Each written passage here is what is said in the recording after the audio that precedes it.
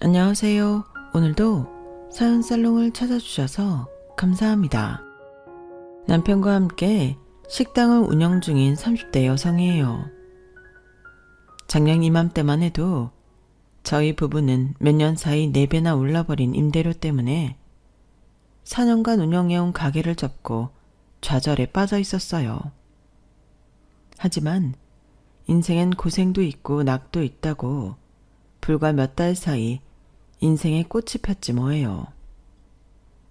생각지도 못한 행운 덕분에 이제는 임대료 걱정 없이 장사를 하게 돼서 기쁘기도 하지만 그보다 남편 가슴에 맺힌 한을 풀 수 있어서 행복하기만 합니다. 그러면 지금부터 저희 부부에게 일어난 기적 같은 이야기를 들려드릴게요. 남편과 제가 만나게 된 건 지금은 고인이 되신 저희 시아버지 덕분이었어요. 저는 전문대 비서학과를 졸업하고 소규모 기업에 다니게 되었는데 그때 제가 모시던 분이 바로 제 시아버지셨거든요. 제 시아버지이자 회사 대표였던 아버님은 대외적으로는 냉철하고 수완 좋은 사업가였지만 제가 가까이서 모시면서 본 바로는 세상 둘도 없이 따뜻한 로맨티스트였어요. 아버님은 결혼 전에 사랑했던 여자가 있었지만 집안의 반대로 헤어질 수밖에 없었고 지금의 아내와 정략 결혼을 하셔야 했대요. 제 시어머니는 대대로 법조계 인사를 배출한 집안의 자녀로 사업가의 아내로는 적합한 스펙을 가진 분이었어요. 그래서 아버님과 어머님은 서로의 필요에 의해 사랑 없는 결혼을 하신 거였죠. 그 사이에는 아들이 둘이 있는데 하나는 제 남편이고 나머지 하나는 남편보다 7살 어린 시동생이에요. 남편 얘기를 들어보니 어릴 때부터 어머님께서는 시동생을 많이 편애하셨다고 하더군요. 이유는 하나였어요. 제 남편은 입양아였고 시동생은 시어머니께서 낳은 친자였거든요. 시부모님 사이에는 결혼하고 4년이 지나도록 자식이 없었어요. 그러던 어느 날 사업차 골프를 치고 집에 돌아오시던 아버님이 길을 잃고 헤매던 제 남편을 발견했고 보호자가 나타날 때까지 임시 보호를 하다가 결국 입양을 하게 되었죠. 길에 버려진 제 남편을 입양하는데 1등 공신은 바로 시할머니셨어요. 제 남편을 보자마자 이 애는 우리가 키워야겠다고 하셨을 정도로 제 남편을 예뻐하셨거든요. 그런데 거기에는 그럴 만한 이유가 있었어요. 세상에, 네 아들이라고 해도 다들 믿겠다. 어쩜 너랑 이렇게 빼다 박았다니? 눈매며 입술, 인중 깊은 것까지 딱 너다. 예, 혹시라도 부모가 안 나타나면 이 애는 니들이 입양해 키워라. 어머님, 누구 자식인 줄 알고 길에 버려진 애를 함부로 키워요? 그리고 이 일을 닮으면 얼마나 닮았다고요? 애들은 자라면서 얼굴이 수없이 변한다잖아요. 그런 이유라면 저는 입양 반대예요. 당연히 어머님은 반대를 하고 나섰지만 시할머니 고집을 꺾을 수가 없었어요. 네가 그런 말 할 자격이 있다고 생각하니? 니들 결혼하고 산 지 4년이 지났다. 혹여 애 문제로 널 닥달하면 오히려 스트레스 받아서 임신이 안 될까봐 우리 집 사람들 누구도 너한테 애 문제 결혼한 적 없어. 그뿐이니 네 몸에 무리 갈까봐 집안일 하는 사람이며 수행 비서까지 붙여서 네 수발 다 들어줬잖니. 그런데 그러는 동안 넌 뭘 했니? 네 남편이 아침부터 밤늦게까지 회사 일로 뛰어다니는 동안 넌 백화점 쇼핑에 피부관리나 받으면서 탱자탱자 논 거밖에 더 있어? 아직도 애속식도 없으면 미안해서라도 네가 나서서 입양을 권해야 할 판에 어디서 되고 안 되고를 따져? 너한테 그럴 자격이 있다고 생각해? 어머님, 애 안 생기는 게 제 탓인가요? 손바닥도 마주쳐야 소리가 나는 법이라고요. 그이가 협조를 안 하는데 어떻게 애가 생기겠어요? 아니면 다른 문제가 있던가? 씨 없는 수박일지 누가 아냐고요? 네가 아주 뚫린 입이라고 별소리를 다 하는구나. 의사도 아무 하자 없다고 한 내 아들한테 뭐가 어쩌고 어째? 이젠 하다 별 핑계를 다 대는구나. 아무튼 우리도 기다릴 만큼 기다렸다. 비록 피는 한 방울도 안 섞였는지 몰라도 사랑 주고 정 주면 내 자식 되는 거다. 게다가 애가 우리 명훈이를 이렇게 꼭 닮았잖니? 그러니 보호기간 끝날 때까지 애 부모가 안 나타나면 법적 절차 밟아서 입양하도록 해. 희한하게도 피 한 방울 안 섞인 제 남편이 아버님을 많이 닮았던 탓에 시할머니 마음은 처음부터 제 남편한테 가 있었어요. 그래서 자라는 동안에도 남편은 친손주인 시동생보다도 할머니께 사랑을 듬뿍 받고 자랄 수 있었죠. 물론 시어머니는 처음부터 제 남편을 눈의 가시로 받아들이셨지만요. 그도 그럴 것이 남편의 시댁에 입양이 되고 얼마 지나지 않아 시어머니가 임신을 하신 거예요. 시어머니 입장에선 어쩌면 불행한 일이겠지만 제 남편 입장에선 정말 다행이 아닐 수 없었죠. 임신이 조금만 빨랐더라면 입양은 안 됐을 테니까요. 남편은 비록 어머님한테 사랑은 못 받았지만 아버님과 시할머니한테는 친자식보다 더 많은 사랑을 받고 자랄 수 있었어요.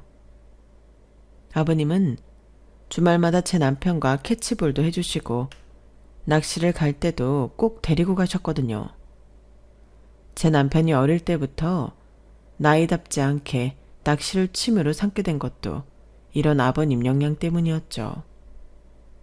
남편은 자라면서 생김새는 물론 행동까지도 아버님을 쏙 빼닮아갔어요. 그러니 시할머니께서 안 예뻐할 수가 없었죠. 그런 반면 시동생은 생김새도 그렇고 뭐 하나 아버님과 닮은 구석이 하나도 없었어요. 오죽하면 집안에서 시동생을 입양아가 아닐까 의심했을까요? 그럴 때마다 시어머니는 손톱을 바짝 세우고 달려들었죠. 아가씨가 소문냈죠? 우리 중원이가 그 애가 아니란 소문. 언니도 참, 내가 언제 그랬다고 그래요. 생사람 잡지 마세요. 내가 들은 게 있으니까 이러는 거 아니에요. 지난번 시고모님 딸 결혼식 때 아가씨가 사람들 앞에서 그랬다면서요. 우리 중원이가 지 아빠랑 얼굴도 안 닮은 거 보면 밖에서 나온 애가 분명하다고. 이거 어머니 허위사실 유포라는 거 몰라요? 아가씨도 알죠? 내 친정 법조계 사람들로 넘쳐나는 거. 한 번만 더 헛소리하고 다니면 법정에서 피눈물 쏟게 할 테니까 알아서 하라고요. 억울한 마음의 어머님은 자기 친정 세력을 과시하면서 소문을 막으려고 무진 애를 쓰셨어요. 그 덕에 더는 시어머니 앞에서 시동생 출생을 두고 의심하는 말은 나오지 않았어요. 하지만 뒤에서는 여전히 의심의 눈초리를 보내곤 했죠. 어머님은 그걸 아버님 탓이라고 했어요. 당신이 대원이만 챙기니까 사람들이 더 그러는 거 아니겠어요? 이름만 해도 그래요. 우리 애 이름을 왜 대원이 따라 학렬을 맞춰요? 주어원의 이름을 왜 친자식 이름 짓는데 쓰냐고요? 당신 말 조심 좀 해. 언제까지 우리 대원이한테 주어원 자식이란 소리를 할 거야. 대원인 엄연히 우리 자식이야. 입양한 그 시점부터 우리 집 큰아들이라고. 그리고 동생이 형 이름 따르는 건 당연한 건데 뭐가 문제라는 거야? 당신 말대로 중원이가 내 아들인 거 틀림없다면 주변 말이야 무시하면 되잖아. 혹시 그러지 못하는 이유라도 있는 거야? 어머머, 이 사람 좀 봐. 이유는 무슨 이유예요? 그냥 내 자식이 그런 소리 듣는 게 싫으니까 그러는 거지. 아버님 반격에 어머님은 꼬리를 내리셨고 나중에 안 사실이지만 거기에는 그럴 만한 이유가 있었더라고요. 시동생은 어머님이 아버님 몰래 외도를 통해 가진 아이였거든요. 그러니 도둑이 재발 저린다고 어머님은 비밀이 탄로날까봐 더 손톱 발톱을 세워가며 싸워댔던 거였어요. 하지만 어머님은 모르는 사실이 하나 있었어요. 아버님은 어머님이 임신을 했다는 말을 했을 때부터 어머님의 외도를 눈치채셨다는 걸요. 제가 아버님 곁에서 비서로 일할 때 아버님 친구이자 주치의셨던 김 박사님을 뵌 적이 있는데 그때 두 분이 하시는 얘기를 들은 적이 있어요. 몇 토막 주워들은 거라서 자세한 내막은 모르겠지만 아버님이 무정자증이라는 내용이었어요. 그때는 그냥 그런가 보다 했는데 아버님 임종을 앞두고 김 박사님께 들어보니 시동생이 태어나기도 전에 무정자증 판정을 받으셨더라고요. 물론 주변은 그 사실을 비밀로 했고요. 아무튼 남편과 시동생이 호적상으로는 형제지간이었지만 이런저런 상황 때문에 남보다 못한 사이로 자라야 했어요.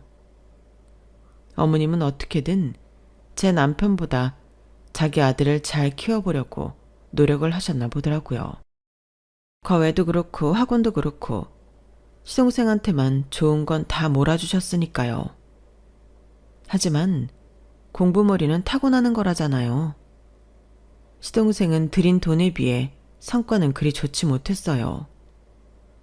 그래서 어머님이 일찌감치 시동생을 데리고 미국으로 유학길에 올랐다더군요. 아무래도 한국에서는 이름 있는 대학에 보내기 힘들 거라고 생각하셨던 모양이에요. 이유야 어떻든 그 덕에 남편은 아버님과 오붓하게 부자의 정을 나눌 시간이 있었어요. 제가 입사해서 아버님 비서로 일할 때도 시어머니와 시동생은 미국에서 생활하고 있었어요. 시동생은 방학 때만 한국에 들어왔고 어머님은 수시로 한국에 들어오시기는 했지만 대부분의 시간은 미국에서 아들과 함께 보내곤 했죠. 어머님은 한국에 들어와서도 하는 일이라고는 쇼핑을 하거나 성형외과 시술을 받거나 지인들과 골프를 치러 가는 것 외엔 관심이 없는 사람 같았어요. 아버님 비서인 제가 큰아들과 사귄다는 걸 아시고도 딱히 반대하지 않으실 정도로요. 윤 비서, 요즘 태원이랑 만난다며? 윤 비서가 똘똘한 건 알았지만 어떻게 태원이를 꼬실 생각을 다 했어? 꼬신 게 아니라 아무래도 나이도 같고 자주 보다 보니 가까워진 것 같아요. 그래, 뭐 어쨌거나 연애를 해서 그런가 얼굴이 많이 폈네? 이러다 몇 년 뒤엔 윤 비서가 아니라 며느리라고 불러야 하는 거 아닌가 몰라? 죄송합니다, 사모님. 아니야, 그럴 거 없어. 사람 마음이 그런 걸 뭐 어쩌겠어? 그리고 난 윤 비서가 태원이 짝으로 잘 맞는다고 생각해. 학벌도 그렇고 집안 사정도 그렇고 윤 비서 정도가 딱 태원이 수준이잖아.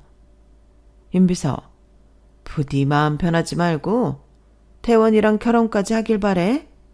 진심이야. 드라마를 보면 잘 사는 집 사모님이 자기 아들과 사귀는 가난한 여자를 찾아가 컵에 든 물을 뿌리고 돈 봉투를 던지고 하는 장면이 나오잖아요. 솔직히 저도 남편과 사귀면서 그런 상황이 벌어지지 않을까 내심 걱정을 했어요. 그런데 비록 조롱에 가깝긴 하지만 오히려 저와의 교제를 달가워하는 걸 보니 기분이 이상하더라고요. 대원 씨, 사모님 눈에는 내가 너무 쉽고 하찮아 보이나 봐. 왠지 교제를 반대하는 것보다 더 자존심이 상하네? 자기도 잘하면서 내내 이런 기분이었어? 그렇지 뭐. 그래도 아버지랑 할머니는 내 편이었으니까 별로 힘들거나 하지는 않았어. 어머니께서 나를 싫어하시는 건 내가 중원이가 받아야 할 아버지 회사를 탐낸다고 생각하시기 때문일 거야. 난 사실 회사 일엔 관심도 없는데 말이야.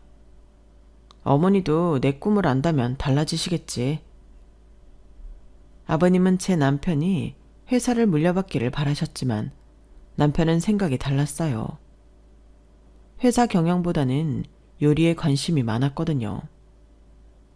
그 일로 아버님과 많이 다투기도 했지만 자식이기는 부모 없다고 결국 아버님은 남편 뜻을 따라주셨어요. 대학을 졸업하고 본격적으로 요리 공부를 시작한 남편은 일본에 있는 요리학교로 유학을 떠났어요. 그 바람에 저희는 장거리 연애를 하게 되었죠. 아버님은 저를 통해 아들이 어떻게 지내는지, 뭐가 필요한지를 들으셨고 지원을 아끼지 않으셨어요. 한 번은 저와 함께 아들이 있는 일본에 가서 셋이 함께 온천 여행을 한 적도 있었어요. 처음엔 아들이 요리 공부를 하는 걸 반대하셨지만 막상 시작하고 보니 누구보다 더 열렬히 응원을 해주셨죠.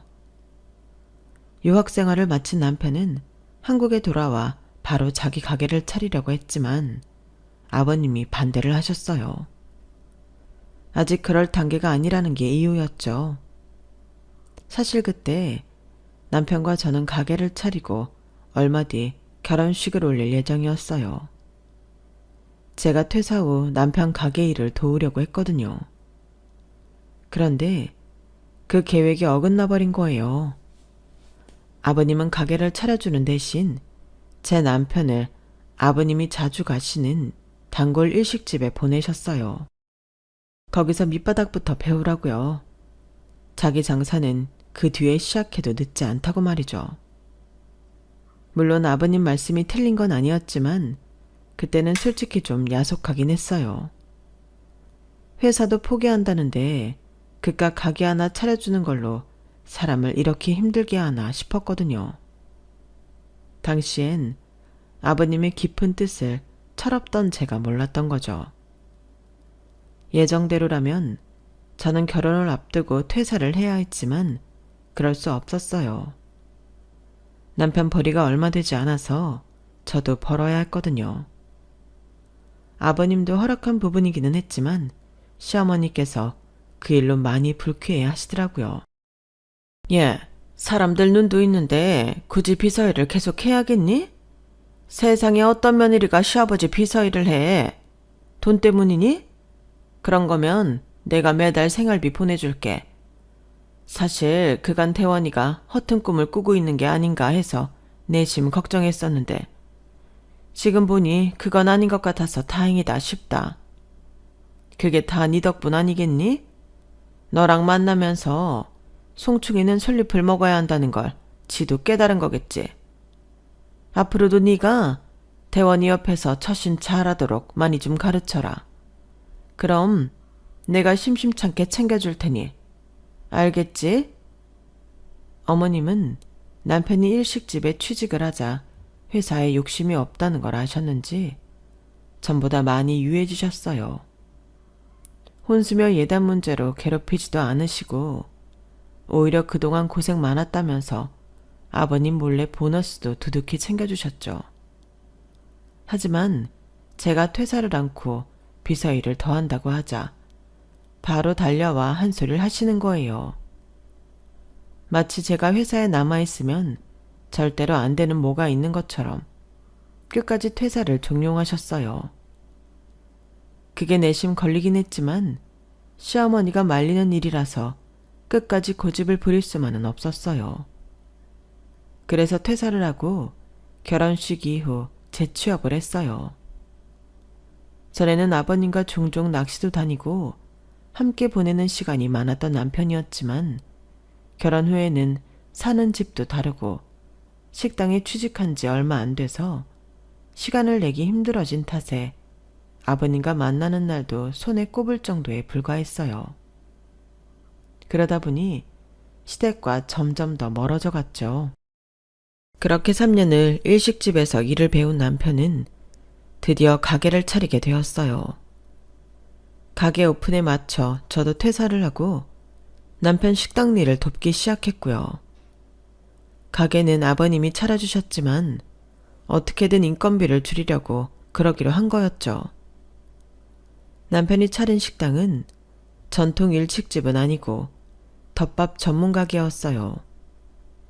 주 메뉴는 튀김덮밥과 회덮밥이었지만 남편의 야심작은 한정 판매를 하는 장어덮밥이었어요.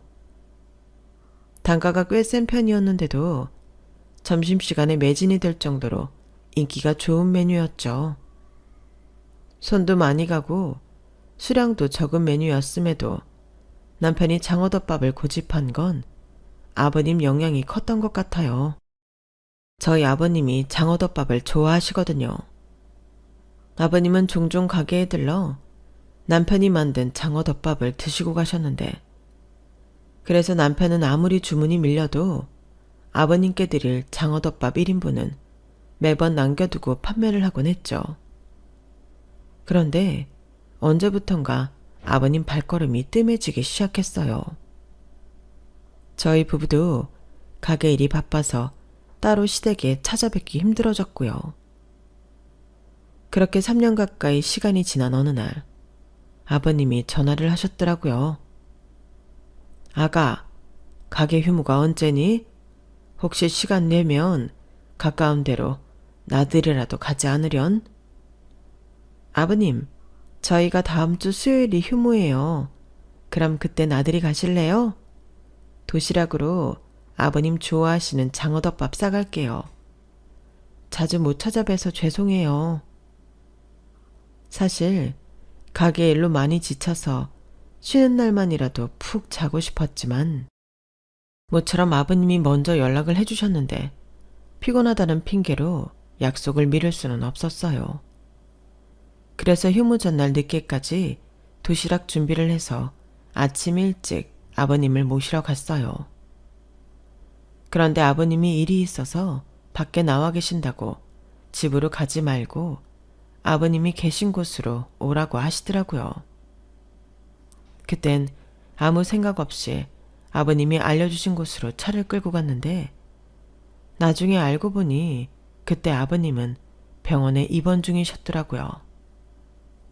담당 의사한테 하루 외출 허락을 받고 저희를 만나러 나오신 거였죠. 남편과 저는 그걸 몰랐던 거예요. 시댁의 발길이 뜸해진 건 우리 부부가 가게 일로 바빴다는 핑계도 있지만 실은 어머님이 저희 부부의 방문을 꺼려하셨던 이유도 있어요. 어머님은 아버님 눈을 피해 저희 부부한테 늘 이러셨거든요. 그만큼 키워줬으면 이제 아버님 그늘 벗어나 스스로 살 생각을 해야지. 뭐 얻어먹을 게 있다고 집에 드나드니? 왜? 가게 하나 받은 걸로 부족해서 그런 거야? 돈 좀 더 얹어줘야 돼? 어머님, 저희는 그런 생각으로 찾아오는 거 아니에요. 저도 그렇고 이도 그렇고 부모님께 인사드리러 오는 거지 다른 뜻은 없어요. 이 인사는 무슨 우리가 니들 인사받고 살 정도로 한가해 보이니? 대원이 너 혹시라도 호적에 이 집 아들로 되어 있다는 이유로 내 남편 회사를 욕심내고 있는 거라면 지금이라도 당장 마음 고쳐먹어.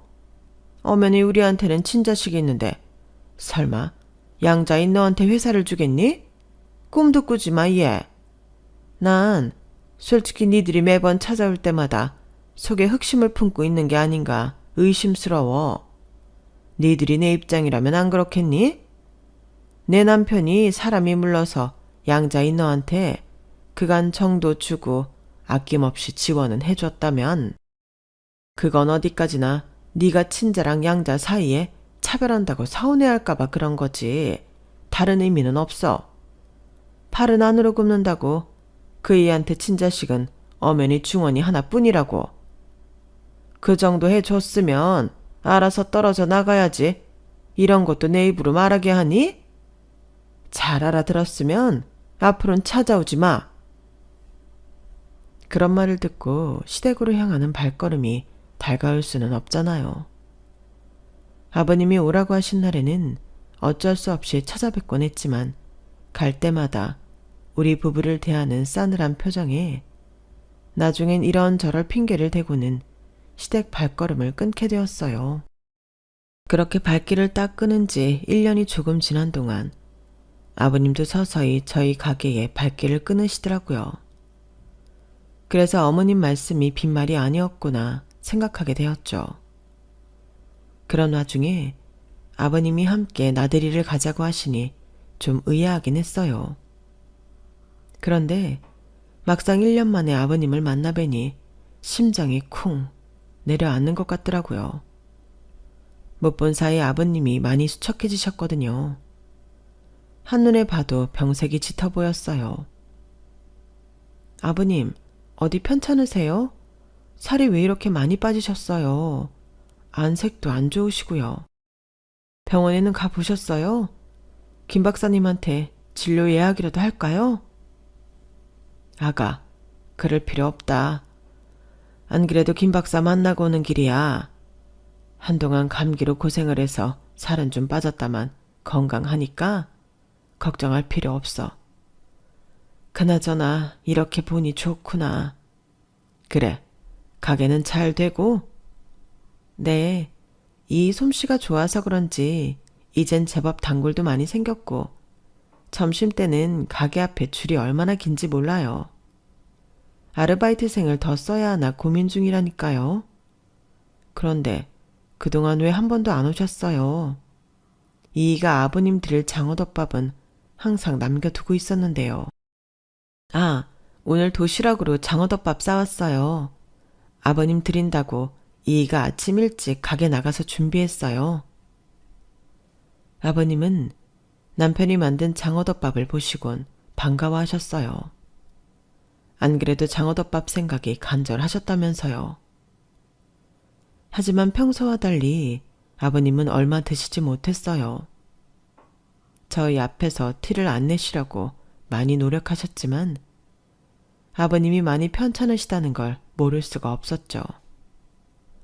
식사를 마친 아버님은 모처럼 아들과 호숫가를 거닐고 싶다고 하셔서 저만 자리에 남게 되었어요. 남편은 묵묵히 아버님을 부축하고는 천천히 호숫가로 걸어나갔죠. 하지만 얼마 가지 않아 두 사람은 근처 벤치에 앉더라고요. 아마도 아버님이 많이 힘들어하셔서 그랬던 것 같아요. 무슨 얘기를 하는지 부자는 한참 동안이나 벤치에 앉아 도란도란 얘기를 나누었어요. 얘기가 끝나기를 기다리던 저는 깜빡 잠이 들고 말았죠. 그런데 잠에서 깨어보니 아버님은 안 계시고 남편 혼자 멍하게 앉아있더라고요. 여보, 아버님은 어디 가시고 당신 혼자 있어?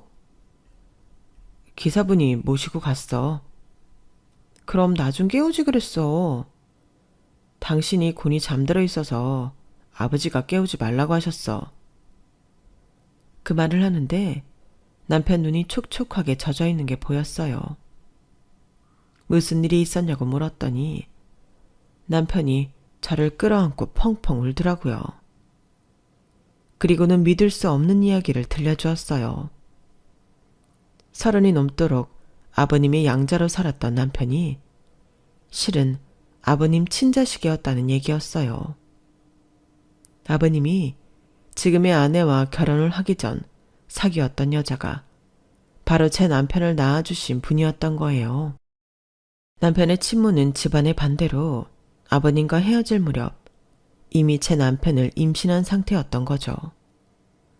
그걸 모른 채 아버님과 이별을 했고 이후 임신 사실을 알고는 혼자 낳아 혼자 기르다가 교통사고로 세상을 떠나셨던 거죠. 뒤늦게 남편의 외가를 통해 그 사실을 듣게 된 아버님은 남편을 데려다 키우신 거예요. 하지만 제 남편이 아버님의 친자식이라는 걸 알면 시어머니 구박이 심할 것 같아서 길 잃은 아이를 데려온 것처럼 꾸몄던 거고요. 시할머니께서 그 사실을 아셨기 때문에 제 남편을 지극정성으로 키우셨던 거죠. 그날 자신의 출생의 비밀을 알게 된 남편은 한동안 가게 문을 닫을 정도로 많이 힘들어했어요. 단순히 친부를 알게 된 걸로 끝날 일은 아니잖아요. 그 긴 시간 동안 남편은 고아 아닌 고아로 살아야 했으니까요. 물론 아버님과 할머니 사랑을 받고 자라긴 했지만 가슴 깊은 곳에는 자신이 이 집 자식이 아니라는 생각 때문에 늘 남의 집에 얹혀 사는 기분이 들었을 거 아니에요. 한때는 부모한테 버려진 자신을 길러준 고마운 분우 받아들였던 아버님이 이제는 자신과 엄마를 버렸던 모진 인간으로 느껴질 테니 얼마나 힘들겠어요. 저로서는 남편이 느끼는 감정이 가늠이 안 되더라고요. 가장 가까운 곳에 있으면서도 남편의 상처에 조금도 위로를 주지 못하는 기분이 들었어요. 한동안 마음을 못 잡던 남편은 조금씩 예전의 모습을 찾아갔고 저와 함께 아버님이 입원해 계시는 병원을 찾아갔어요. 췌장암 말기라서 병원에서도 더는 치료할 수 있는 게 없다고 하더군요. 주치의를 통해 아버님 상태를 전해들은 남편은 그날 집에 돌아와 제게 그러는 거예요. 여보, 한동안 가게 문 좀 닫자. 언제까지가 될지는 모르겠지만 아버지 마지막은 내가 지켜드리고 싶어. 억울해서라도 이렇게는 못 보내드릴 것 같아. 그래, 그렇게 해. 가게 신경 쓰지 말고 아버님 곁에서 지내. 그래야 나중에라도 후회가 안 남지. 마지막 효도 잘해드려.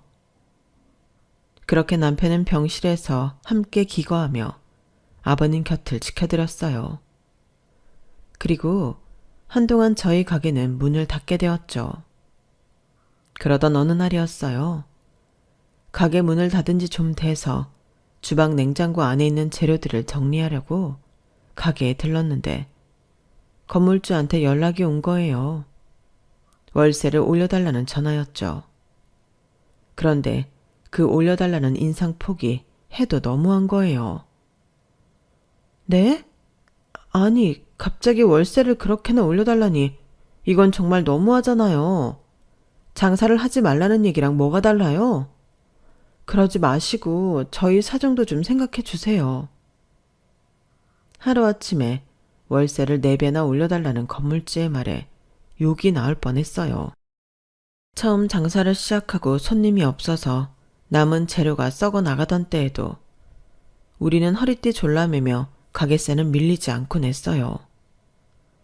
그런 노력에도 불구하고 이제 겨우 자리를 잡고 나니까 기다렸다는 듯이 가게세부터 올려달라고 하니 정말 화딱지가 나더라고요. 생각 같아서는 욕이라도 한 바가지 퍼붓고 싶었지만 그런다고 달라지는 게 없어서 최대한 정중하게 말을 했죠. 상가건물 임대차 보호법에 따르면 임대료의 5% 이상 인상할 수 없다고 알고 있거든요. 그런데 4배나 올려달라는 건 말이 안 돼요. 게다가 요즘 집안일 때문에 가게 문도 닫고 있는 형편이라고요. 그랬더니 그건 자기 알 바 아니라며 세를 올려주지 않을 거면 가게를 비워달라지 뭐예요. 결국 소송을 하느니 마느니 하며 한참을 싸우곤 전화를 끊었어요. 전화를 끊고 나니 하도 열받아서 눈물이 다 나더라고요. 주님 위에 건물주라더니 이래서 그런 말이 나왔나 보다 생각했어요. 평소라면 당장 남편한테 전화해 건물주 욕이라도 실컷 했겠지만 상황이 상황인 만큼 그럴 수는 없었어요. 남편은 간병을 하느라 몸도 마음도 지쳐있을 텐데 저까지 힘들게 할 수는 없으니까요. 그렇다고 언제까지고 이 문제를 두고 볼 수만은 없어서 병원에 찾아가 남편한테 가게세 인상 얘기를 했어요. 그랬더니 남편이 한숨을 푹 쉬고는 그러더라고요. 아버님 상태를 봐도 당장 가게 문을 열기 힘들 것 같으니 가게를 빼는 게 좋겠다고요. 그간 자리를 잡으려고 가게에 들인 공을 생각하면 절대 그만두고 싶지 않았지만 남편을 생각하면 고집을 부릴 수도 없었어요. 그래서 가게를 정리하기로 마음먹었어요. 일단 계약 기간이 남아있으니 제가 혼자 할 수 있는 것만 천천히 정리했어요. 나머지는 아버님 상태가 좀 안정이 되면 남편이 하기로 했고요. 그런데 남편의 노력에도 불구하고 아버님 상태가 나날이 악화된 거예요. 그래도 한동안은 의식이 있으셔서 남편 얼굴도 알아보시고 고개나 손짓으로 의사소통도 하셨는데 이제는 그마저도 힘들게 되고 말았어요. 병원에서도 일주일을 넘기기 힘들 거라며 가족들한테 연락을 하라고 하더군요. 그런데 병원에 찾아온 어머님이 아버님 상태를 훑어보시더니 그러시는 거예요. 그래, 그간 수고 많았다. 그래도 네가 키워준 보답은 하는구나. 그래서 말인데 이제 병원엔 안 와도 된다. 여긴 내가 알아서 처리할 테니까 너희는 이제 그만 가봐. 우리 중원이 곧 한국 들어오니까 넌 여기 있을 필요 없어. 그간에 정이 있으니 장례식 때는 연락하마. 어머니, 그게 무슨 말씀이세요? 아버지가 이러고 계신데 어떻게 제가 자리를 비워요? 아버지 곁은 제가 지키겠습니다. 제가 임종 지킬 거라고요. 예, 네가 무슨 자각으로 내 남편 임종을 지키겠다는 거니? 너도 알겠지만 나 너 싫어. 보기 싫다고. 안 그래도 곧 파양 신청할 생각이야. 그동안 이 사람 뜻이 하도 강경해서 내가 참아줬다만 이제 의식도 없으니 더는 내 뜻을 못 꺾을 거 아니겠어? 그리고 내가 이 사람 죽기 전에 널 파양하겠다는 게 무슨 뜻인지는 알지? 너한테는 유산을 한 푼도 주지 않겠다는 얘기야. 너 돈 한 푼 안 줘도 이 사람 임종시킬 생각 있어? 없지. 그거 봐. 피 한 방울 안 섞인 사이가 그런 거야. 그러니까 쓸데없이 기운 빼지 말고 돌아가. 아버님 임종을 앞둔 순간 시어머니는 본색을 드러냈어요. 어머님 머릿속에는 죽어가는 남편보다 남편이 남길 유산이 먼저였던 거죠. 그런데 이런 상황을 옆에서 조용히 듣고 계시던 아버님 주치의이자 오랜 친구인 김 박사님께서 그러시는 거예요. 재수씨, 대원이를 파양하는 건 안 될 겁니다. 이 친구가 자기 아들을 파양하는 건 원치 않을 테니까요. 아니 김 박사님, 다 죽어가는 양반 뜻이 뭐가 중요합니까? 그리고 아들은 누가 아들이라는 겁니까? 내 남편한테 아들은 우리 중원이 뿐이에요. 생물학적으로도 그렇고 곧 서류상으로도 그렇게 될 겁니다. 하하, 재수씨, 그러니까 파양이 안 된다는 겁니다. 생물학적으로도 친자식은 중원이가 아니라 대원이니까요. 재수씨도 알죠? 이 친구 재수씨랑 결혼하기 전에 결혼을 약속한 사람이 있었던 거. 대원이가 바로 그 여자분이랑 사이에서 태어난 애입니다. 딱 봐도 얼굴이 이 친구랑 판박인데 설마 몰랐어요? 그 말에 시어머니는 귀신을 본 사람처럼 얼굴이 파래졌어요. 그런데 더 놀라운 건 그 다음이었죠. 그런데 재수씨, 중원이가 정말 이 친구 아들 맞습니까? 의사인 제 소견으로는 이 친구 정자로는 중원이가 태어날 수 없어서 하는 말입니다. 기억하시죠? 결혼하고 이듬해에 이 친구가 교통사고를 크게 당했던 거. 그때 사고 여파로 생식기에 문제가 생겼어요. 정자 생성이 안 되게 됐단 말입니다. 중원이 태어난 게 두 분 결혼하고 4년인가 5년이 지나서죠. 그러니 중원이는 이 친구 친자식일 수가 없다는 겁니다. 설마 모르셨습니까? 이 친구는 다 알고 있던데요. 김 박사님 말에 시어머니는 그 자리에 주저앉고 말았어요. 그동안 남편이 자신의 외도를 통해 애를 낳았다는 사실을 알고 있었다니 놀랄만도 했죠. 거기다 좋은 아이라고 생각했던 제 남편이 아버님의 친자식이었다니. 어머님한테 있어서 비극도 이런 비극이 없었죠. 결국 며칠 뒤 아버님은 세상을 떠나셨어요. 그리고 아버님이 남기신 유언장이 공개되었어요. 아버님은 어머님께 평창동 집과 1억 상당의 현금을 남기셨어요. 그리고 회사와 나머지 부동산, 주식과 현금 등은 모두 아들한테 남긴다고 명시하셨죠. 단 유전자 검사를 통해 자신의 아들로 판명된 아들에게만 유선을 남긴다고 단서를 달고 말이죠. 한마디로 시종생한테는 한 푼도 주지 않겠다는 거였어요. 남편의 전 재산을 손에 넣으려고 제 남편을 파양까지 하려고 했던 시어머니는 오히려 자기 꾀에 자기가 당하고 만 셈이었죠. 가게를 정리한 우리 부부는 아버님이 남겨주신 유산으로 건물을 매입했어요. 그리고 1층에 식당을 오픈했죠. 이제는 임대료 인상 때문에 눈물 흘릴 일 없는 진짜 우리 가게를요. 그리고 아버님이 제 남편 앞으로 물려주신 회사는 전문 경영인한테 맡기기로 했어요. 남편의 회사 경영은 경영을 할 줄 아는 사람이 하는 게 맞다며 그런 결정을 내린 거죠. 저도 그 말엔 동의해요. 제 남편한테는 회사 대표의 삶보다 오너 셰프의 삶이 더 잘 어울리니까요. 어쩌면 아버님도 그렇게 생각하셨기 때문에 요리사가 되겠다는 아들의 뜻을 따라주셨던 게 아닌가 생각해요. 얼마 뒤면 아버님 첫 기일이 돌아오는데 제사상에는 생전에 아버님이 좋아하시던 장어덮밥을 올려드릴까 합니다. 마지막 봄나들이 때 아들이 만든 장어덮밥을 드시면서 행복해하셨던 아버님을 떠올리며 사연을 마칩니다. 지금까지 제 사연을 들어주셔서 감사합니다.